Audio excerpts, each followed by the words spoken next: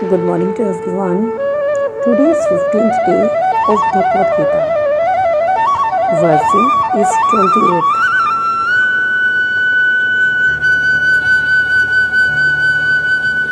Having accepted strict vows, some become enlightened by sacrificing their possessions and others by performing seva, austerities by practicing the yoga of eightfold mysticisms, or by studying the Veds to advance in transcendental knowledge.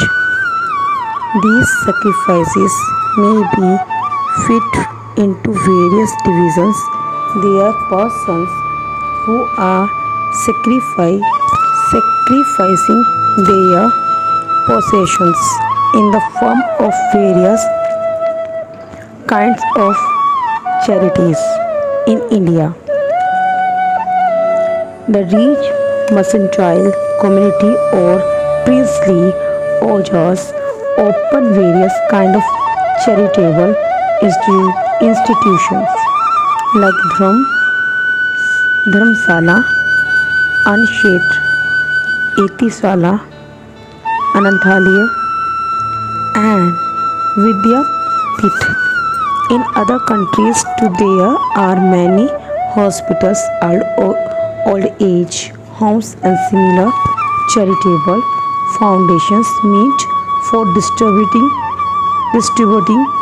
food, education, and medical treatment free to the poor. All these charitable activities are called Dravyamya Yojana. There are others who, for higher elevation in life or for promotion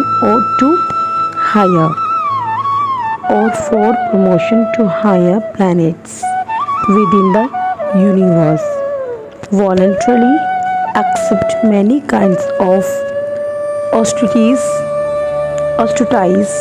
such as Chandyan and Chaturmas. This process entail seva was for conducting life under certain rigid rules. For example, under the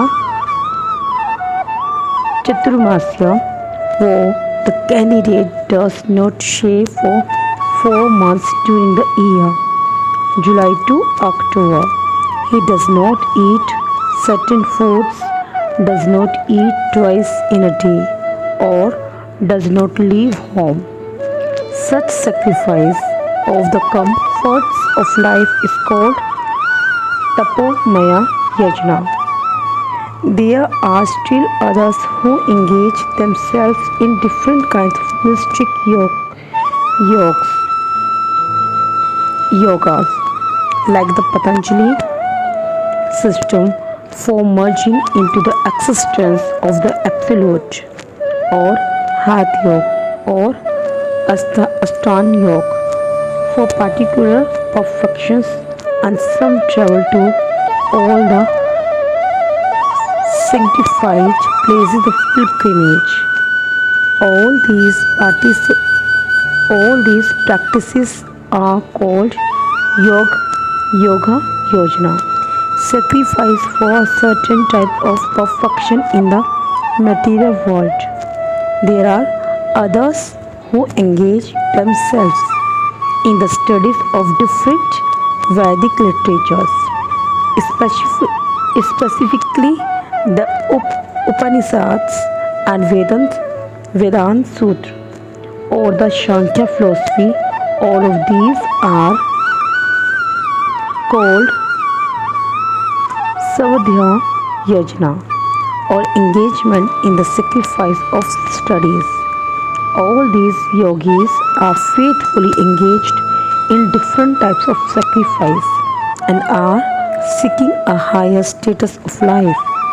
Christian consciousness, however, is different from these because it is the direct service of the Supreme Lord.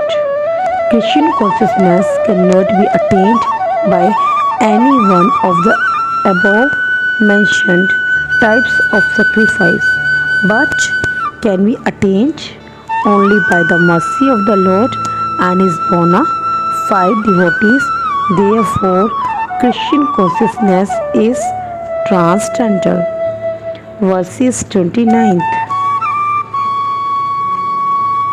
Still others who are inclined to the process of breath restraint to remain in trance practice by offering the movement of the outgoing breath into the incoming and the incoming breath into the outgoing, and thus at last remain in trance, stopping all breathing.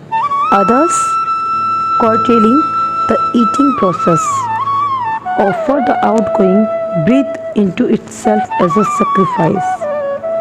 This system of yoga for controlling the breathing process is called pranayama, and in the beginning it is practiced in the heart yoga system through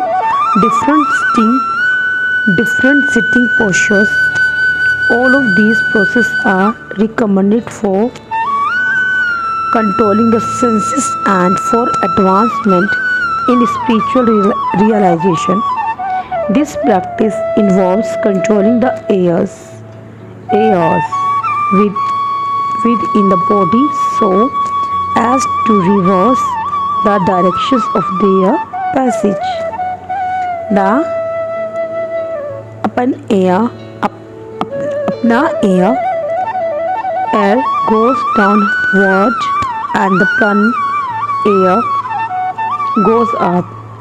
The pranayama yogi practices breathing the opposite way until the currents are neutralized into equilibrium, offering the exhaled breath into the inhaled breath is called Visak. When both air currents are completely stopped, one is stopped to be Kumbhak Yoga. By practice of Kumbhak Yoga, one can increase the duration of life for perfection in spiritual realization. The intelligent yogi is interested in attaining perfection in one life without waiting for the next. For by practicing Kumbhaka Yoga, the yogis increase the duration of life by many years. A Christian conscious person, however, being always situated in the transcendental loving service of the Lord, automatically becomes the controller of the senses, his senses being always engaged in the service of Krishna, have no change of becoming otherwise engaged. So, at the end of life, he is naturally transformed to the transcendental plan of Lord Krishna. Consequently, he makes no attempt to increase his longevity. He is at once raised to the platform of liberation as stated in Bhagavad Gita. One who engages in unalloyed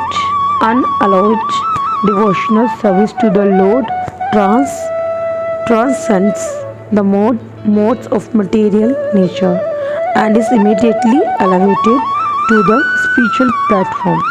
A Christian conscious person begins from the transcendental stage and he is constantly in that consciousness. Therefore, there is no falling down, and ultimately he enters into the abode of the Lord without delay. The practice of reduced eating is automatically done when one eats only Christian Pasdam, or food which is offered first to the Lord. Reducing the eating process is very helpful in the matter of sense control, and without sense control, there is no possibility of getting out of the material engagement. Verses 30th. All these performers who know the meaning of sacrifice become cleansed of sinful reactions, and having tasted the nectar of the results of sacrifice, they advance toward the supreme eternal atmosphere. From the foregoing explanation of different types of sacrifice, namely sacrifice of one's possessions, study of the weights of philosophical doctrines, and performance of the yoke system, it is found that the common aim of all is to control the senses.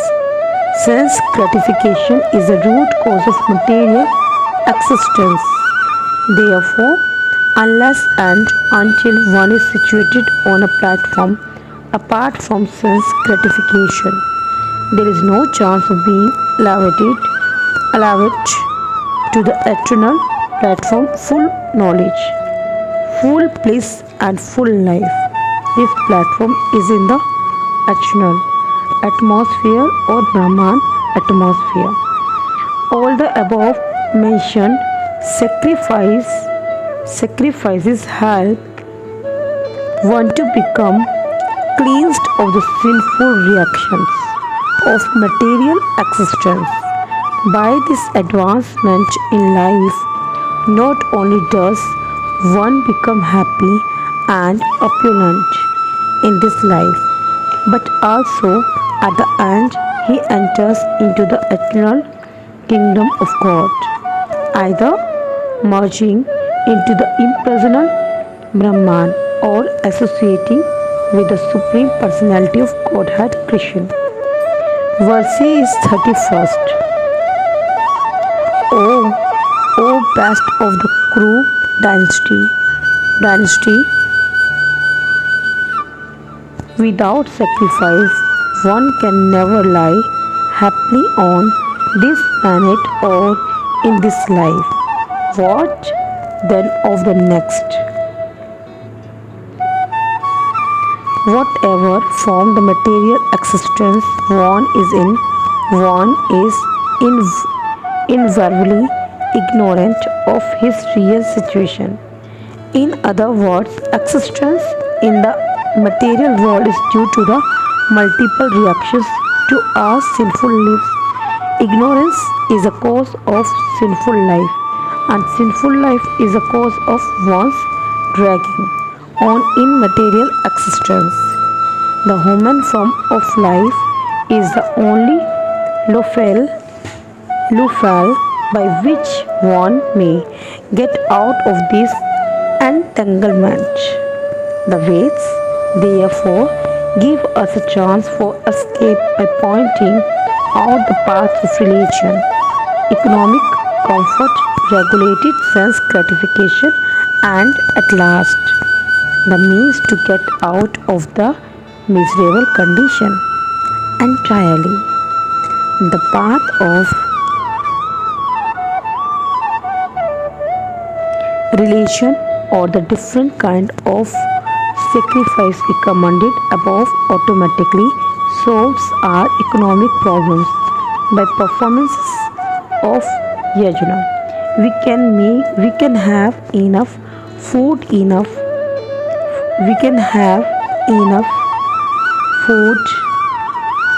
milk, etc. Even if there is a so-called increase of population. When the body is fully supplied, naturally the next stage is to satisfy the senses. The Veds prescribe, therefore, separate marriage for regulated sense gratification. Thereby, one is gradually elevated to the platform of release from material bondage. And the highest perfection of liberated life is to associate with the Supreme Lord. Perfection is achieved by performance of yajna, sacrifice, as described above. Now, if a person is not inclined to perform sacrifice according to the Veds, how? How can he accept a happy life even in this body? And what to speak of another body on another planet? They are different grades of material comforts in different heavenly planets, and in all cases there is immense happiness for persons engaged in different kinds of sacrifice. But the highest kind of happiness that a man can achieve is to be promoted to the spiritual planets by practice of Christian consciousness. Life of Christian consciousness is therefore the solution to all the problems of material existence. Verses 32nd. All these different types of sacrifice are approved by the Veds, and all of them are born of different types of work. Knowing them as such, you will become liberated. Different types of sacrifice as discussed above are mentioned in the Veds. To suit the different types of work, or because men are so deeply absorbed in the bodily concept, these sacrifices are so arranged that one can work either with the body, with the mind, or with the intelligence. But all of them are recommended for ultimately bringing about liberation from the body. This is confirmed by the Lord herewith from his own mouth. Verse is 33rd. Oh, Chhattisar of the enemy. The sacrifice performed in knowledge is better than the mere sacrifice of material possessions. After all, O son of Parth, all sacrifices of work culminate in transcendental knowledge. The purpose of all sacrifice is to arrive at the status of complete knowledge, then to gain release from material miseries, and ultimately to engage in loving transcendental service to the Supreme Lord. Christian consciousness, nonetheless, there is a mystery about all these different activities of sacrifice, and one should know this mystery. Sacrifices sometimes take different forms according to the particular faith of the performer. When one's faith reaches to stage of transcendental knowledge, the performer of sacrifice should be considered more advanced than those who simply sacrifice material possessions without such knowledge, for without attainment of knowledge, sacrifice remain on the material platform and bestow no spiritual benefit. Real knowledge culminates in Christian consciousness, the highest stage of transcendental knowledge. Without the elevation of knowledge, sacrifices are simply material activities. When, however, they are elevated to the level of transcendental knowledge, all such activities enter onto the spiritual platform. Depending on differences in consciousness,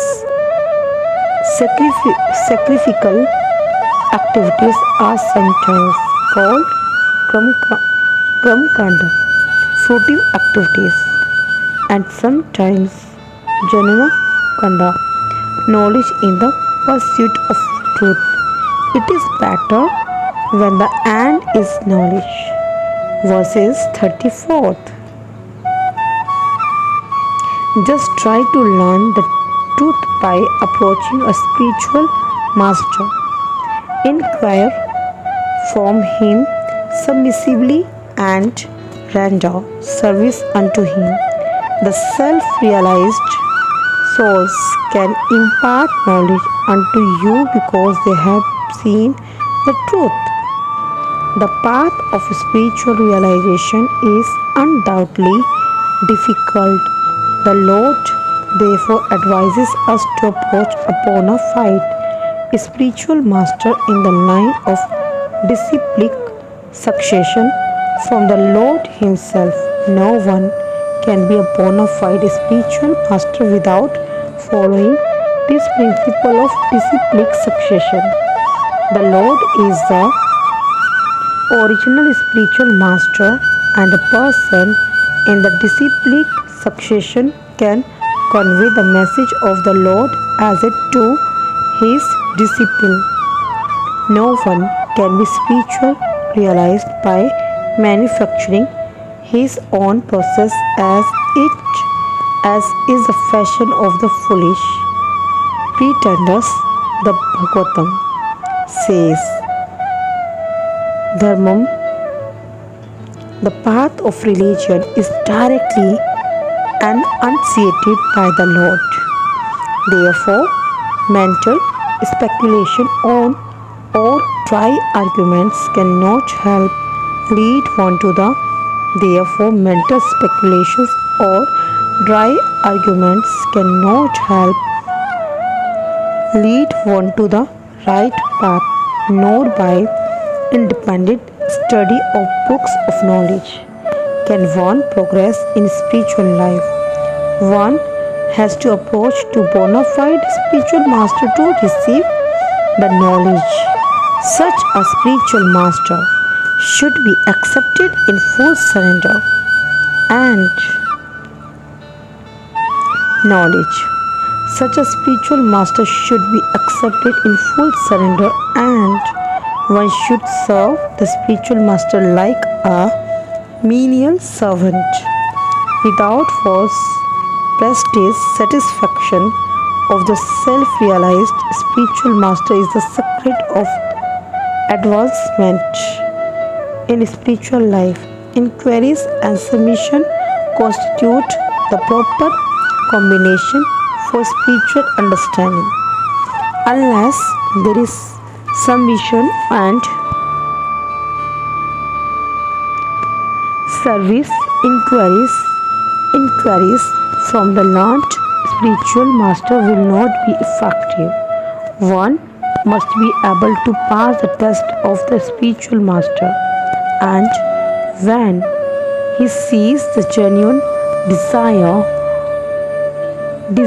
of the disciple, he automatically blesses the disciple with genuine spiritual understanding. In this verse, both blind following and absurd inquiries are condemned. Not only should one hear submissively from the spiritual master, but one must also get a clear understanding from him in submission and service and inquiries. A bona fide spiritual master is by nature very kind toward the disciple. Therefore, when the student is submissive and is always ready to render service, the reciprocation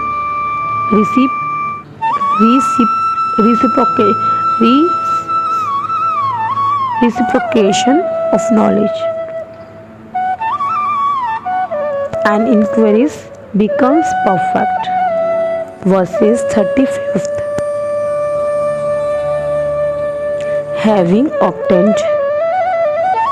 having obtained real knowledge from a self-realized soul. You will never fall again into such illusion, for by this knowledge you will see that all living beings are part of the Supreme, or in other words, that they are mind.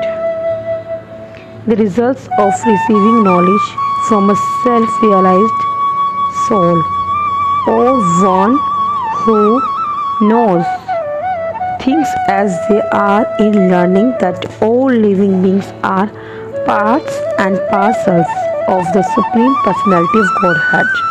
Lord Shri Krishna, the sense of an existence separate from Krishna, is called Maya. Ma, not.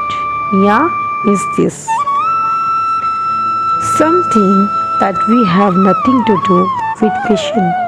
That Krishna is only a great historical personality, and that the Absolute is the impersonal Brahman.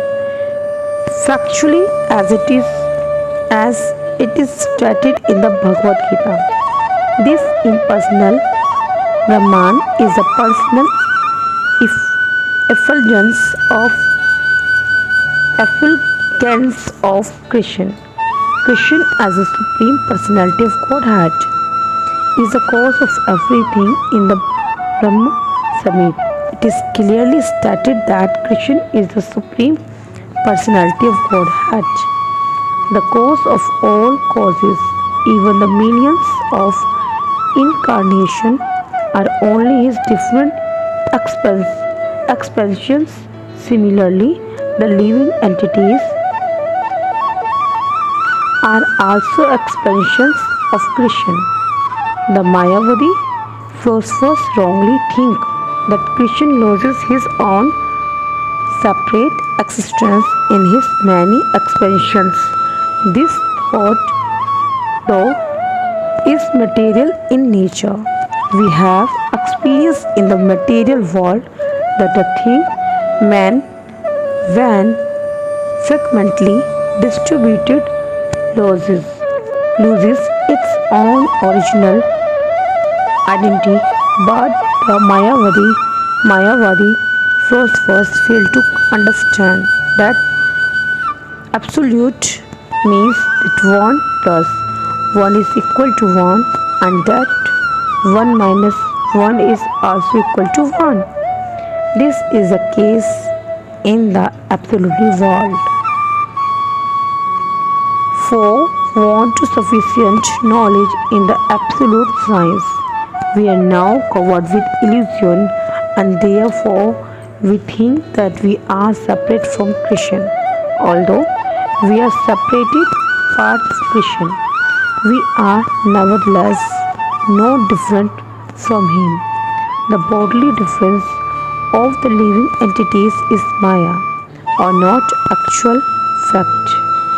We are all meant to satisfy Krishna by Maya alone. Arjun thought that the temporary bodily relationship with his kinsman was more important than his eternal spiritual relationship with Krishna.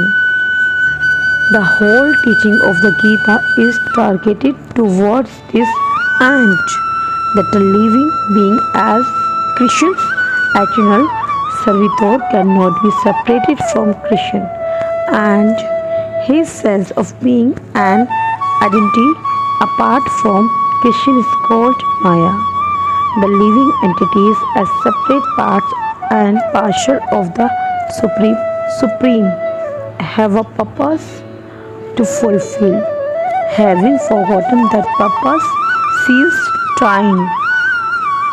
Immemorial, they are situated in different bodies as man, animals, demigods, etc. Such bodily differences arise from forgetfulness of the transcendental service of the Lord. But when one is engaged in transcendental service through Krishna consciousness, one becomes at once liberated from this illusion. One can acquire such pure knowledge only from the bona fide spiritual master and thereby avoid the delusion that the living entity is equal to Krishna. Perfect knowledge is that the Supreme Soul, Krishna, is the supreme shelter for all living entities, and giving up such shelter, the living entities are deluded by the material energy, imagining themselves to have a separate identity. Thus, under different standards of material identity, they become forgetful of Krishna. When, however, such deluded living entities become situated in Krishna consciousness, it is to be understood that they are on the path of liberation, as confirmed in the Bhagavatam. Liberation means to be situated in one's constitutional position as an eternal servitor of Krishna consciousness. Verse is 36th.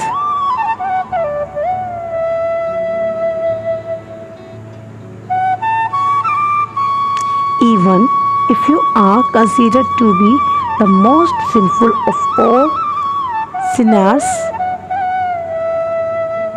when you are situated in the port of transcendental knowledge, you will be able to cross over the ocean of miseries.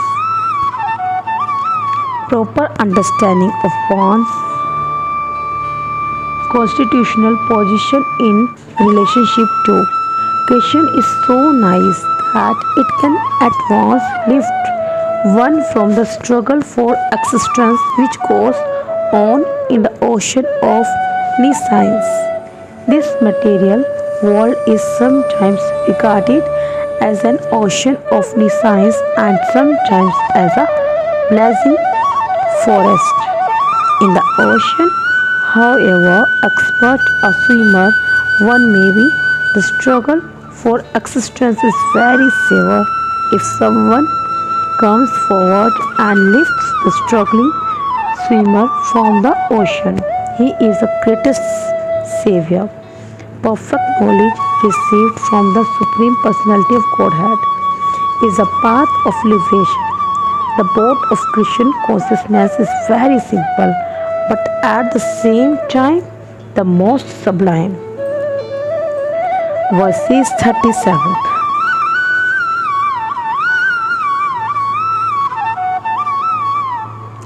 As a blazing fire turns firewood to ashes, O Arjun, so does the fire of knowledge burn to ashes all reactions to material activities. Perfect knowledge of self and super self and of their relationship is compared herein to fire. This fire not only burns up all reactions to impure activities, but also all reactions to pure activities, turning them to ashes. There are many stages of reaction. Reaction in the making, reaction, fructifying reaction, already achieved, and reaction are priority. But knowledge of the constitutional position of the living entity burns everything to ashes. When one is in complete knowledge or reaction, both the priority and a posteriori are consumed. In the Veds, it is stated one overcomes both the pure and impure reactions of work. Verse is 38th.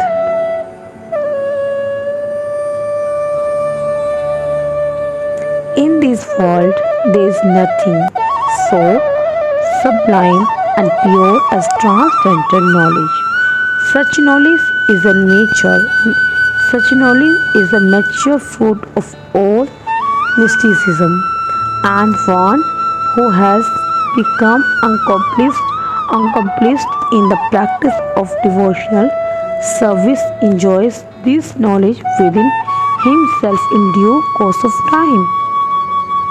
When we speak of transcendental knowledge, we do so in terms of spiritual understanding as such. There is nothing so sublime and pure as transcendental knowledge.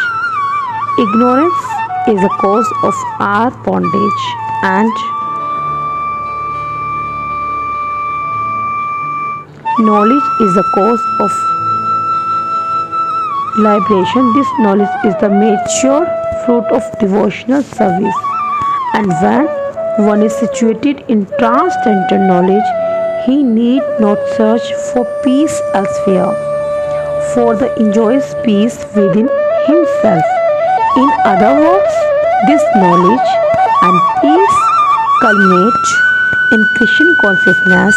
That is the last word in the Bhagavad Gita, verses 39th. A faithful man who is dedicated to transcendental knowledge and who subdues his senses is eligible to achieve such knowledge, and having achieved it, he quickly attains the supreme spiritual peace. Such knowledge in Krishna consciousness can be achieved by a faithful person who believes firmly in Krishna. One is called a faithful man who thinks that simply by acting in Krishna consciousness he can attain the highest perfection. This faith is attained by the discharge of devotional service and by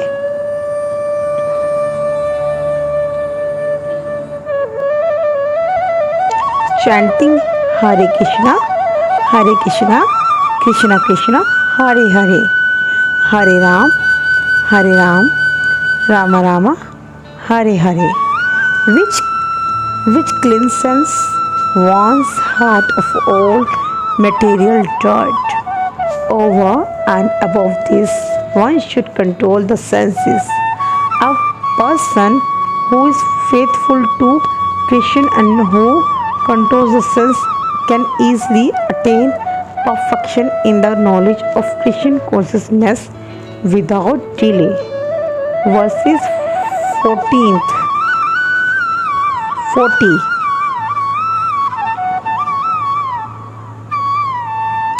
But ignorant and faithless persons who doubt the revealed scriptures do not attain God consciousness. They fall down. For the doubting soul, there is happiness either in this world nor in the next. Out of many standard and authoritative revealed scriptures, the Bhagavad Gita is the best. Persons who are almost like animals have no faith in or knowledge of the standard revealed scriptures, and some, even though they have knowledge of or can cite passage from the revealed scriptures, have actually no faith in these words.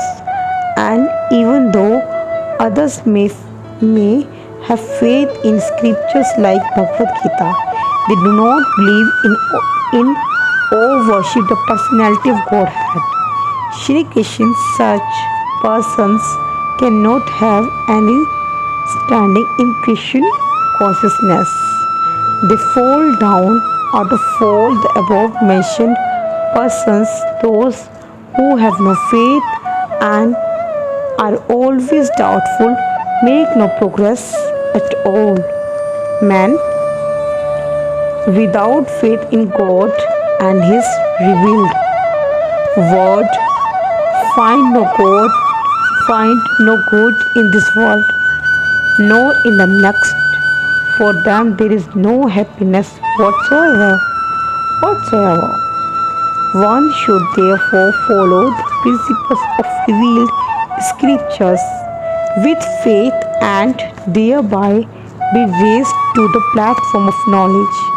Only this knowledge will help one become promoted to the transcendental platform of spiritual understanding.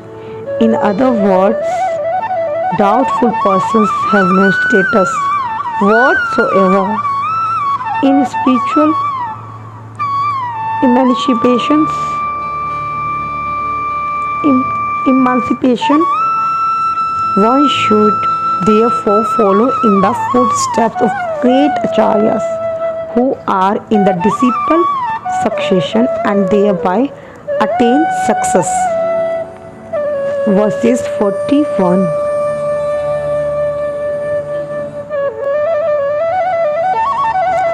One who acts in devotional service, renouncing the fruits of his action, and whose doubts have been destroyed by transcendental knowledge, is situated factually in the self. Thus, he is not bound by the reactions of work or conqueror of wreaths. One who follows the instruction of the Bhagavad Gita as it is imparted by the Lord, the personality of Godhead himself becomes free from all doubts by the grace of transcendental knowledge. He, as a part and parcel of the Lord in the full Christian consciousness, is already established in self-knowledge. As such, he is undoubtedly above bondage to action. Verses 42.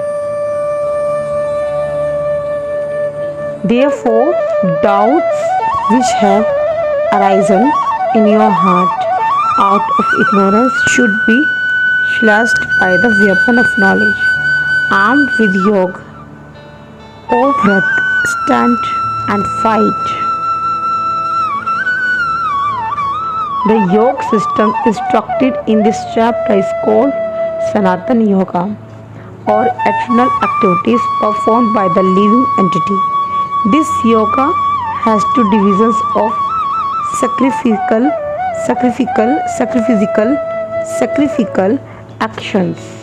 One is called sacrifice of one's material possessions and the other is called knowledge of self, which is pure spiritual activity. If sacrifice of one's material possessions is not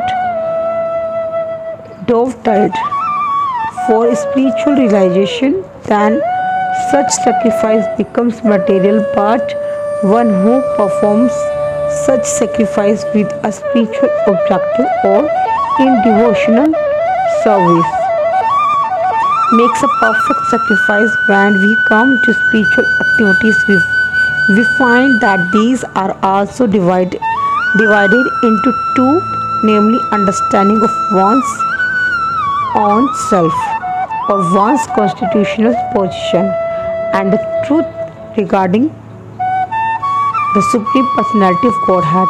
One who follows the path of Bhagavad Gita as it is can very easily understand these two important divisions of spiritual knowledge. For him, there is no difficulty in obtaining perfect knowledge of the self as part and parcel of the Lord, and such understanding is beneficial, for such a person can easily understand the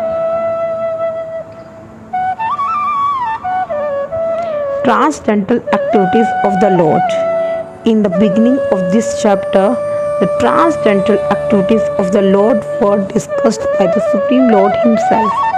One who does not understand the instructions of the Gita is faithless and is to be considered to be misusing the fragmental independence awarded to him by the Lord in spite of such instructions.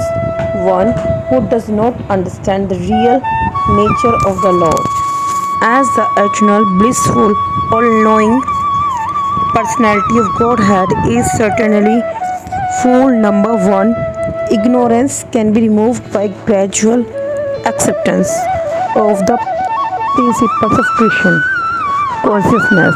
Christian consciousness is awakened by different types of sacrifices to the demigods, sacrifice to Brahman, sacrifice in celibacy, in household life, in controlling the senses, in practicing mystic yoga, in penance, in foregoing material possessions, in studying the Veds, and in partaking of the social institution called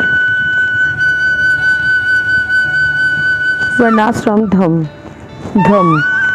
All of these are known as sacrifice, and all of them are based on regulated action. But within all these activities, the important factor is self-realization. One who seeks that objective is the real student of Bhagavad Gita. But one who doubts the authority of Christian falls back. One is therefore advised to study Bhagavad Gita or any other scripture under a bona fide spiritual master with service and surrender. A bona fide spiritual master is in the disciplic succession from the eternal, and he does not deviate of all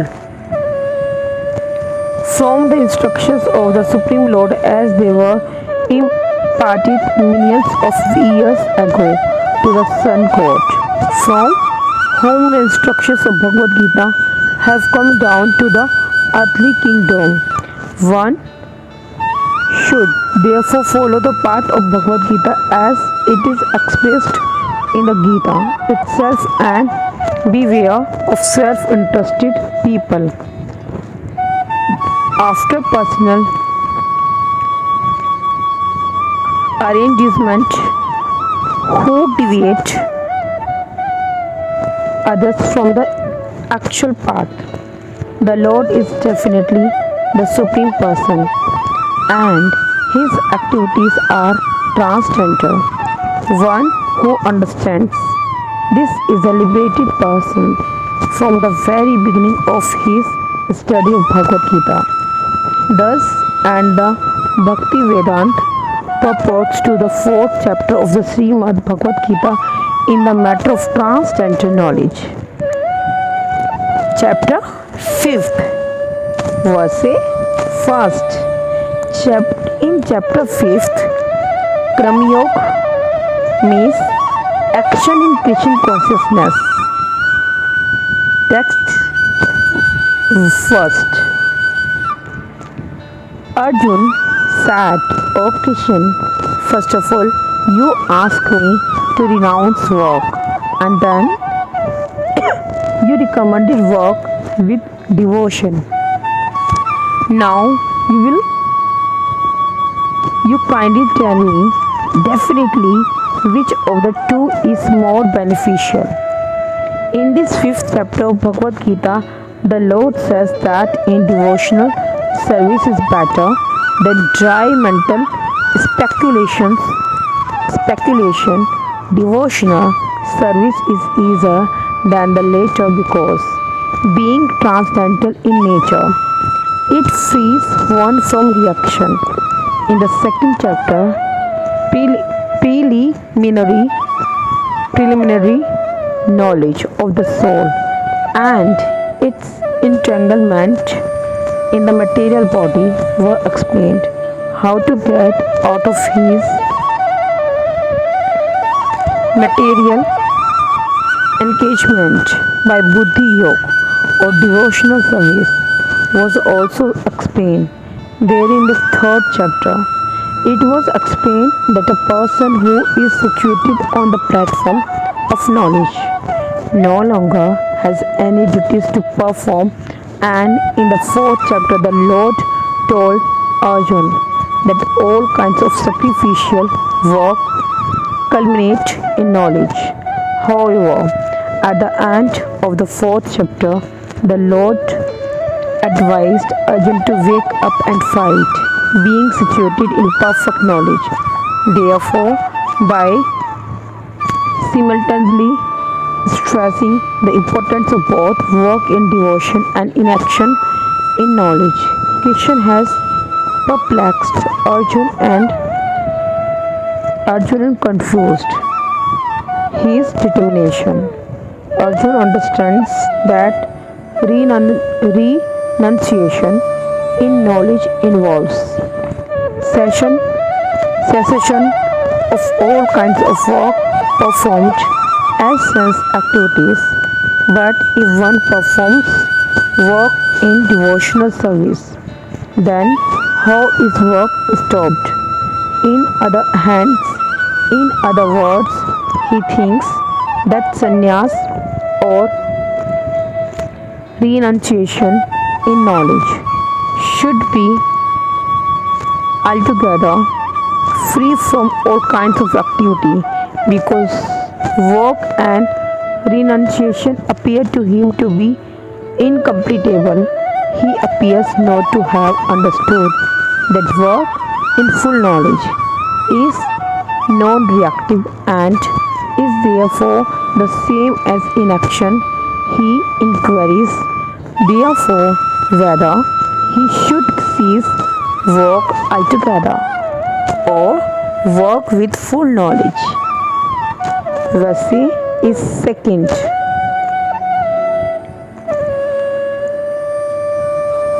The personality of Godhead replied, the renunciation of work and work in devotion are both good for liberation.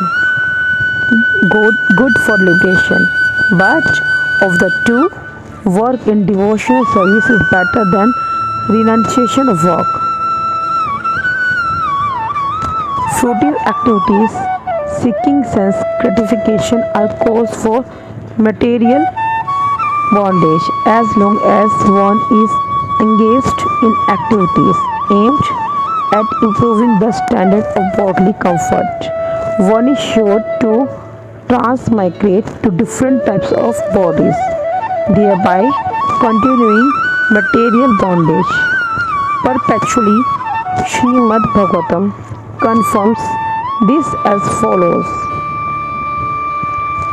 People are made after sense gratification, and they do not know that this present body, which is full of miseries, is the result of one's fruitive activities in the past.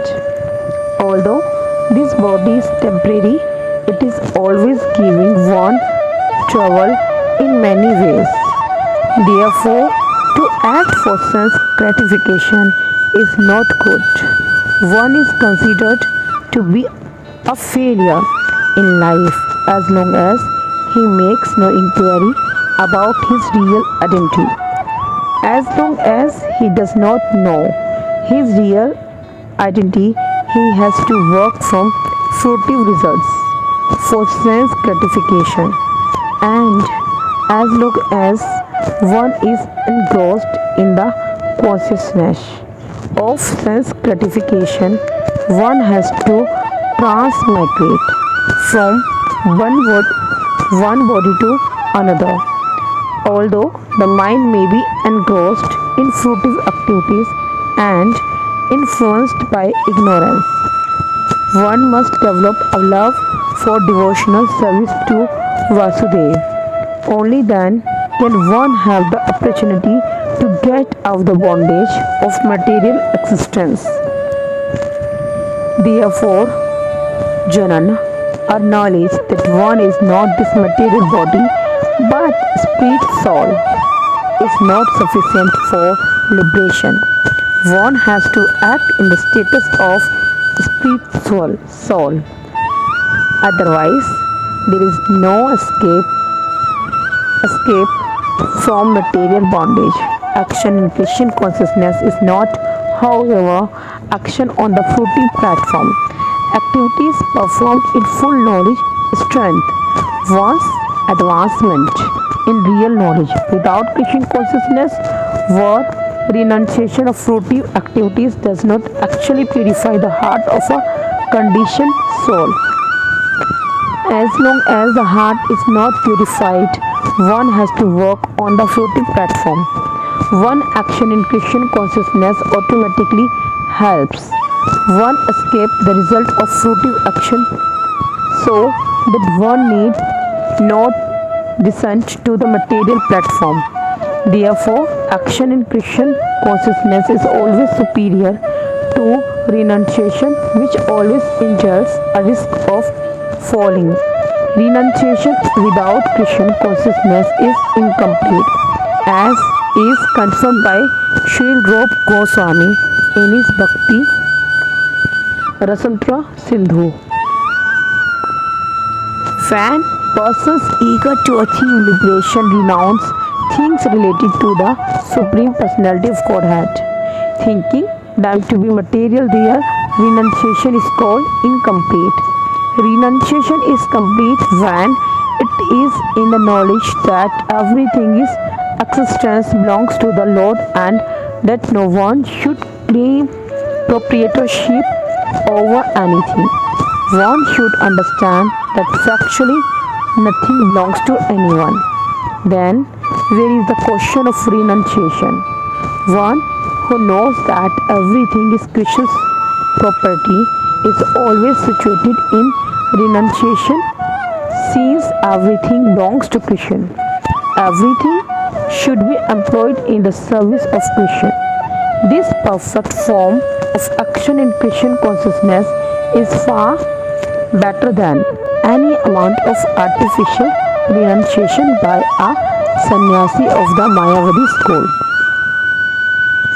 Verse is third. One who neither hates nor desires the fruits of his activities is known to be always renounced. Such a person, free from all dualities, easily overcomes material bondage and is completely liberated. Almighty and Arjuna. One who is fully in Christian consciousness is always a renouncer because he feels neither hatred nor desire for the results of his actions. Such a renouncer, dedicated to the transcendental, loving service of the Lord, is fully qualified in knowledge because he knows his constitutional position in his relationship with Krishna. He knows fully well that Krishna is the whole and that he is part and parcel of Krishna. Such knowledge is perfect because it is qualitatively and qualitatively and quantitatively correct. The concept of oneness with Krishna is incorrect because the part cannot be equal to the whole. Knowledge that one is one in quality, yet different in quantity is correct transcendental knowledge, leading one to become full in himself. Having nothing to aspire to or lament over. There is no duality in his mind because whatever he does for Krishna. Being thus freed from platform of dualities, he is liberated even in this material world.